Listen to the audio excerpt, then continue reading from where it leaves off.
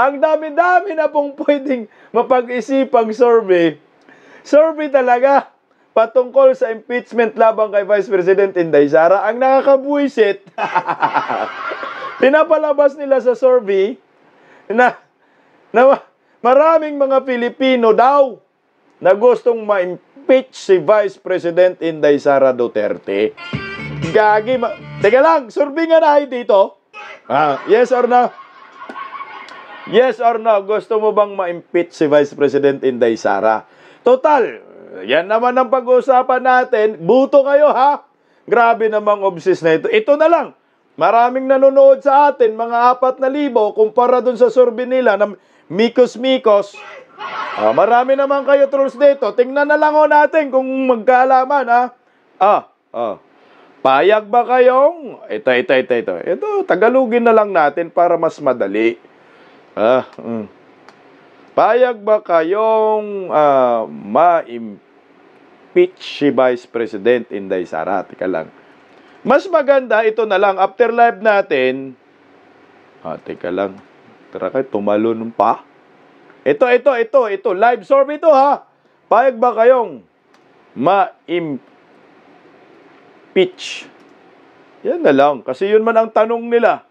Kung payag daw ma-impeach si Vice President Inday Sara, payag ba kayong ma-impeach si VP Sara na lang para medyo, na lang? Yes or no lang yan? Sige nga, subukan natin dito. Ang tanong, payag ba kayong ma-impeach si Vice President Inday Sara, si VP Sara? Boto kasama mga trolls para magkaalaman. Total, nandito naman tayo. Tablahin natin itong Yadba Media. Boto, payag ba kayong ma-impeach si Vice President Inday Sara? Yes or no lang? Pag payag, pindutin ang yes. Pag no, pindutin ang no. Kasi ito po yung ginawang survey ni Tambaloslos. Alam niyo ba, tayong mga taga Visayas at Mindanao, dapat sulit tayo sa mga Duterte. Wala na tayong ibang pambato sa Visayas at Mindanao na pwedeng maging presidente, kundi mga Duterte lamang. Ang tatanga nyo pag nagpauto kayo kay Tambaloslos.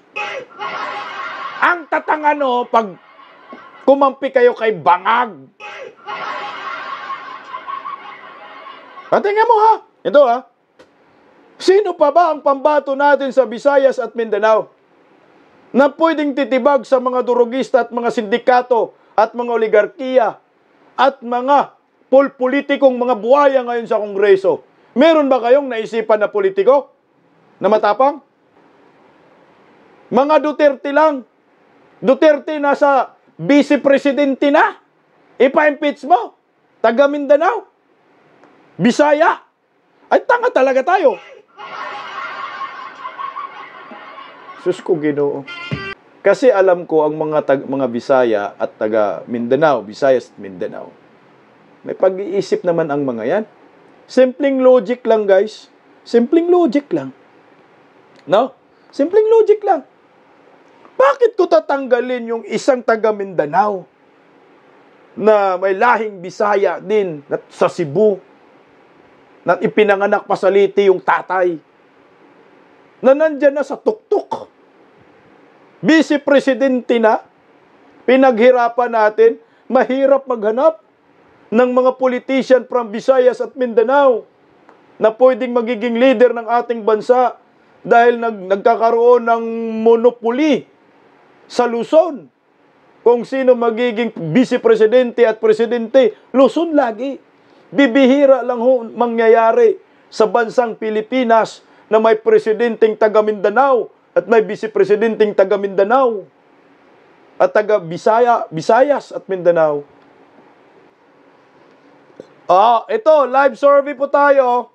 Ang katanungan po natin dito sa Bisdak Pilipinas, payag ba kayong ma-impeach si Vice President Inday Sara Duterte? May umabol pa, ha? So, sa hindi pa nakabuto, buto nga ho kayo bago natin i-end. Pagpayag, i-yes mo. Pag, no, pag ayaw, inom mo. So, as of now, meron pong bumoto na 5,334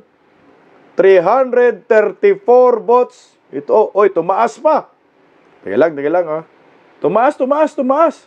Tumaas po yung, tumatakbo yung boto, oh. May umahabol na mga trolls. Ay! Oh. Yung hindi pa bumoto, boto kayo. Maraming mga trolls bumoto. Gagi yun. Ang bilis ng bilang, oh. Ang bilis ng bilang. Ina, oh. Umahabol yung mga trolls si Palaka. Kaya pala ginorgor tayo, eh. Ginorgor lang tayo. Pinahabol yung mga trolls. Oh. Ginorgor lang tayo. Gagi, oh. Oh. Ang bilis. Tingnan niyo po yung numero. Ang bilis, oh. Tangina, nagpadala na yata si Palaka ng mga trolls. Wala pa. Uy. Ito, magsi 6,000 na, oh. Oh. Nagsi 6,000 votes na, oh. Ah, dami na ng trolls. Animal, oh, daming trolls. Oh. Pag nagiging 95% tayo, ibig sabihin, mas tinalo natin yung mga trolls. Sige nga, may padala sila, oh. Putang ina, magsi 6,000 yung boto, oh. Ang bilis, oh. Makbo yung numero. Oh, 5,500 na. 5,500 na po. 5,511, 13. Yung bumoto, 5,500. Putang bilis, oh. Uy! Tangina, 3 nulls ba tayo? Tangina, bilis, oh. Hindi na ninyo kaya kasi 94% naman. Yung no. Yung yes, 6%. Merong 5,500 plus in counting. Gagi, oh. Wag na kayong mag-isip mahabol ninyo. Ayan, mga animal, layo na ninyo. Tanggapin nyo na walang gustong ma-impeach Inday Sara. Tanggapin nyo na. Puta, yung mga taga-Afghanistan, jumuti na yata. Yung mga taga-Afghan, jumuti, oh. Gagi, oh. Hoy, wala na. Ilang account kaya bawat isang Afghanistan? 100. Nagkaroon ng trabaho pa sila, oh. E-end na natin. Oh, mag 6,000 na, 5,600. Oh, sige. Bombay na sila. Bombay na, 5,600 na, oh. O, tayo na, big news na, oh. Gagi, oh. Umayos nga kayo. O, end na natin, ha. End natin. Di, mamayang gabi, ang survey natin, si Bangag naman kung gusto nyong ma-impeach. Ha? End na natin ang ating survey ngayong araw. Patay na, wala na, oh. Payag ba kayong ma-impeach Inday Sara? Ang bumoto po ay 5,600.